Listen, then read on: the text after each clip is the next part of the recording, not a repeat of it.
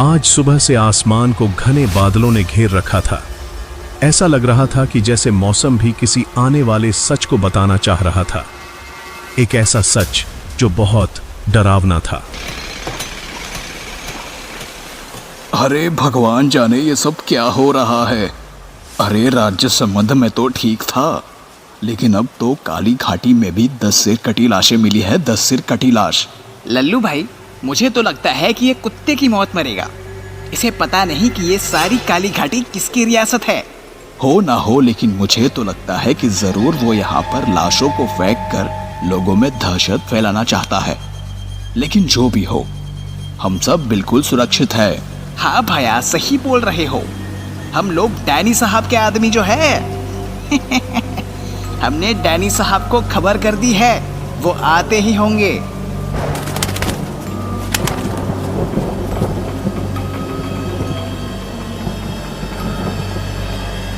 तुमने याद किया।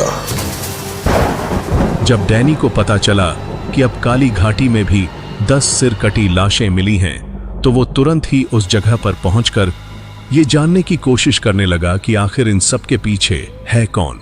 वहीं दूसरी तरफ घने बादलों के बीच उस हवेली में कोई अपने खौफनाक मकसद को अंजाम दे रहा था। उसका वो मकसद क्या था, ये तो वक्त ही बताने वाला था। वक्त आ गया है, वक्त आ गया है, आपके आजादी का वक्त आ गया है। मैंने सब कुछ कर लिया है, आप आ जाइए। आप अभी तक क्यों नहीं आए?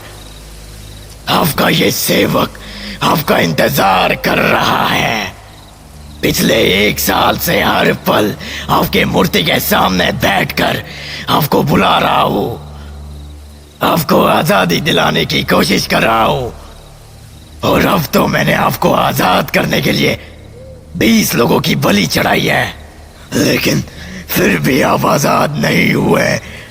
ऐसा क्यों? ऐसा क्यों?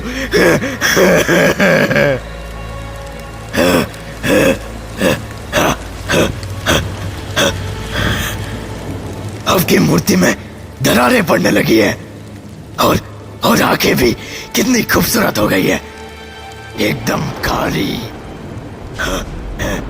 मतलब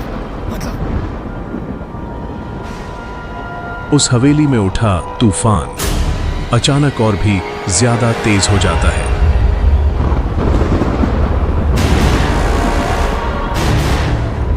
और सारी चीजें इधर से उधर गिरने लगी। इसी बीच उस बेजान मूर्ति में अजीब सी हलचल होने लगी।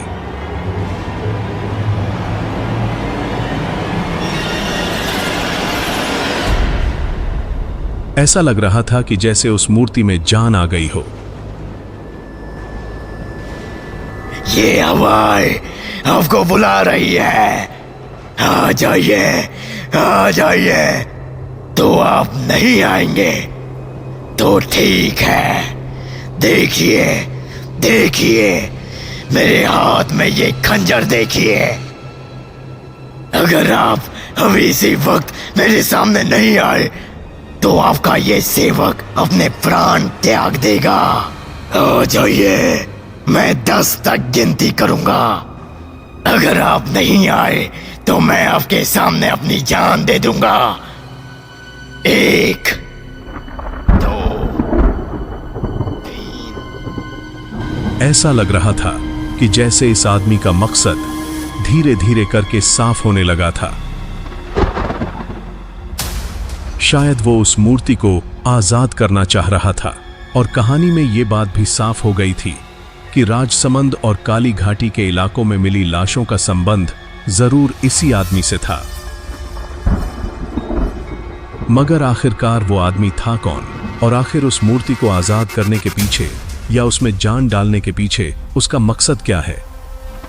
इन्हीं सवालों के बीच एक ऐसा सवाल भी उठ रहा था जिसका जवाब बहुत खौफनाक होने वाला था, क्योंकि वो सवाल ये था कि आखिर वो मूर्ति किसकी थी।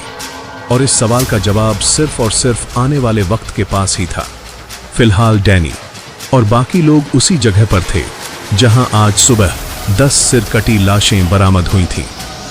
दरअसल डैनी डिकोस्टा को ये नहीं समझ आ रहा था कि इस पूरे इलाके में उससे बड़ा हैवान आखिर कौन हो सकता है जो इन घटनाओं को अंजाम दे रहा है।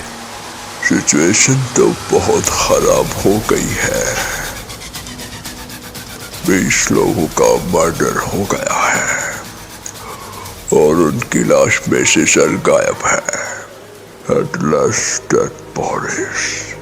पहली लाश मरु उसफ में मिली थी और 2 दिन बाद काली घाटी में भी लाश मिली। दोनों जगहों पर सेम कंडीशन में लाशें मिली है।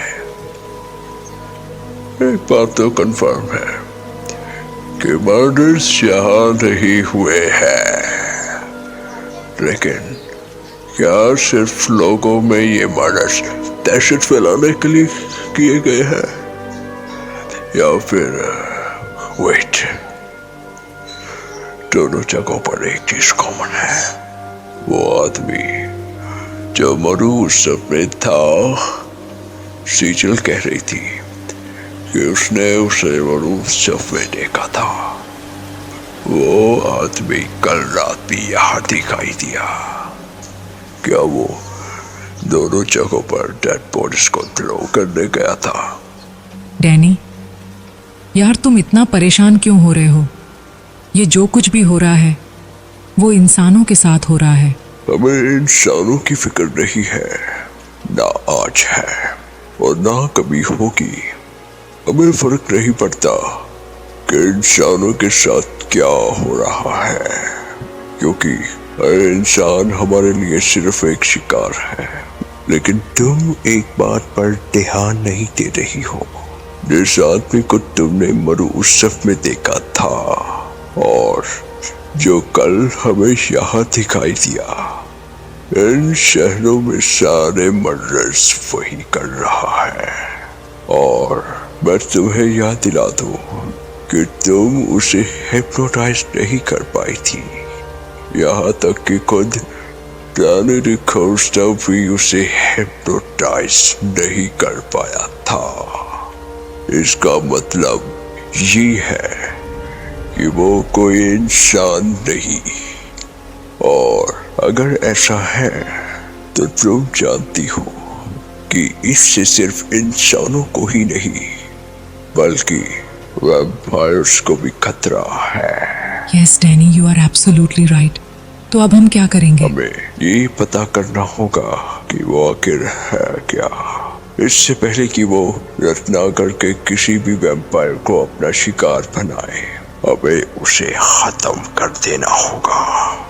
पर डैनी, हम ये कैसे करेंगे? हमें एक इंसान की मदद लेनी होगी। कोई इंसान हमारी मदद कैसे करेगा? इंसानों के पास तो हमारी जितनी ताकत भी नहीं होती। मैं जिस इंसान की बात कर रहा हूँ उसकी सबसे बड़ी ताकत उसका दिमाग है। This name is Father George. Father, after a long time, the time has come to meet you. After a long time has come. Time has come. The beginning has started.